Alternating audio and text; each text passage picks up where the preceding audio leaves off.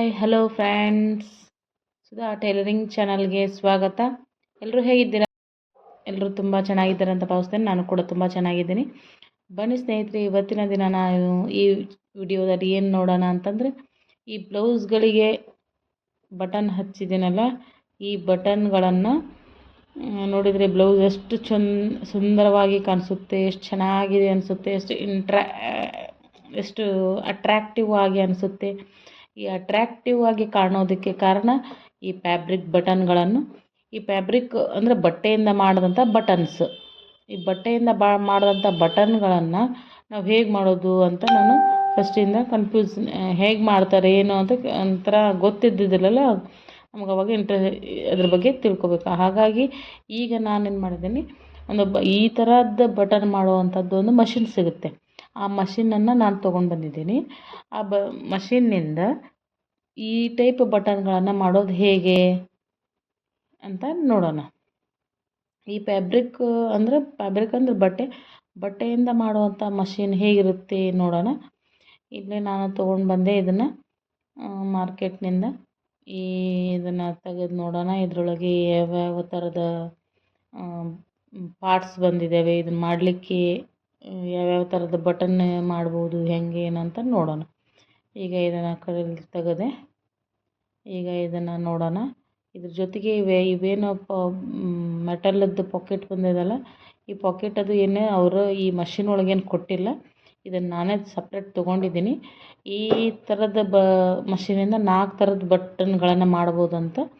ಆದರೆ ಅವ್ರ ಅಂಗಡಿಯವ್ರು ಏನಂತಂದ್ರು, ಈ 2 ಥರದ್ದು ಸಾಕ್ರಿ, ಫಸ್ಟಿಗೆ ಒಂದು ದೊಡ್ಡ ಬಟನು, ಒಂದು ತೀರ ಸಣ್ಣದು, ಅದೆಷ್ಟೋ ಟ್ರೆಂಡಿಂಗ್ ಇವೆ, ಇವನ್ನೆಷ್ಟು ತೊಗೊಂಡು ಹೋಗ್ರಿ, ಅವೇನು ಯೂಸ್ ಇಲ್ಲ ಅಂತಂದು. ಹಾಗಾಗಿ 2 ಟೈಪ್ ಬಟನ್ ಮಾಡೋವಂಥ ಅವು ಮ್ಯಾಗಿನ ಶೆಲ್ ಏನಿರ್ತಾವಲ್ಲ ಅವನ್ನಷ್ಟೇ ತೊಗೊಂಡು ಬಂದಿದ್ದೀನಿ.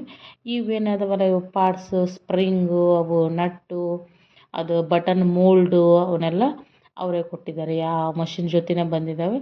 ಹಾಗಾಗಿ ಆ ಮೋಲ್ಡ್ ಇರುವಂಥದ್ದನ್ನು ಶೆಲ್ ನಾನು ತೊಗೊಂಡು ಬಂದಿದ್ದೀನಿ.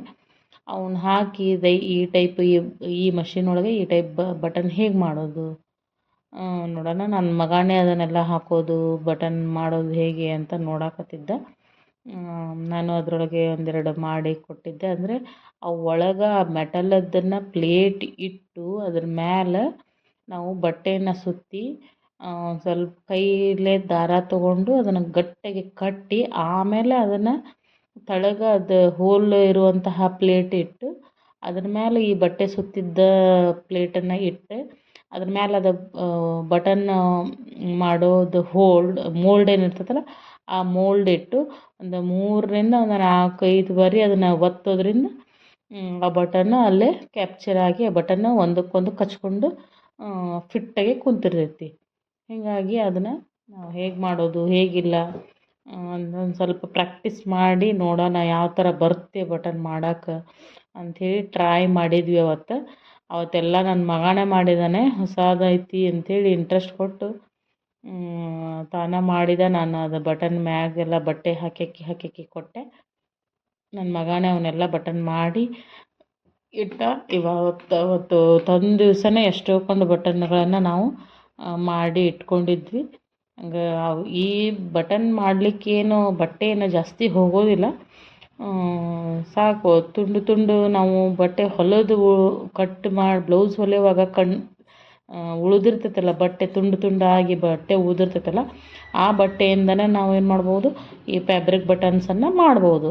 ಈ ಫ್ಯಾಬ್ರಿಕ್ ಬಟನ್ಸನ್ನು ಮಾಡಿ ನಾವು ಬ್ಲೌಸಿಗೆ ಹಚ್ಚಿದ್ವಿ ಅಂತಂದ್ರೆ ಭಾಳ ಸುಂದರವಾಗಿ, ಭಾಳ ಚೆಂದಾಗಿ, ಅಟ್ರ್ಯಾಕ್ಟಿವ್ ಆಗಿ ಬ್ಲೌಸ ಈಗಿನ ಟ್ರೆಂಡಿನ ಅನುಸಾರವಾಗಿ ಭಾಳ ಚೆಂದ ಕಾಣುತ್ತೆ. ನೋಡಿ ಇವನ್ನ ಮಷೀನಿಂದ ನಾವು ಎಷ್ಟು 2 ಥರದ್ದು, ಒಂದು ಸಣ್ಣದು ಒಂದು ದೊಡ್ಡದು, ಈ ಥರದ ಅಷ್ಟೊಂದು ಬಟನ್ನ ನನ್ನ ಮಗನೇ ಮಾಡಿದ್ದು ನೋಡ್ರಿ.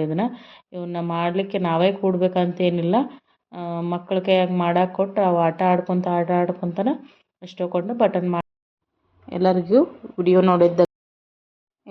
ವಿಡಿಯೋ ನೋಡಿದ್ದಕ್ಕೆ ಧನ್ಯವಾದಗಳು.